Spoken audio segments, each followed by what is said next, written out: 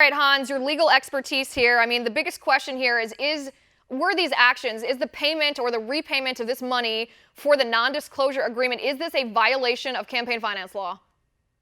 No, I don't believe it is. I actually agree with Alan Dershowitz and Mark Levin that this was not a campaign-related expense. And one of the reasons we know that to be true is that the U.S. Justice Department actually tried to make this similar type of argument during the Obama administration. You may recall they tried to prosecute John Edwards, a former Democratic presidential candidate, when some of his campaign contributors paid $1 million to his mistress to keep that quiet. And that was an even worse situation because that was actually campaign contributors making the payment. Plus, the mistress actually was working for the presidential campaign. That's very different from the situation here, where it's over events that happened years before the campaign. No campaign funds were used for it. So I think the Justice Department actually is fortunate Cohen agreed to a plea deal, because if they actually had to go to court and try to prove this, I think they would lose, just like they did during the John Edwards prosecution.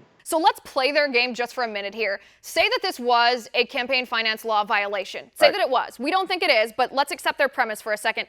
If it was, and this $130,000 plus the $150,000 payments that Trump made to these porn stars, these women he is alleged to have an affair with, would that be a high crime and misdemeanor worthy of impeachment by the House of Representatives?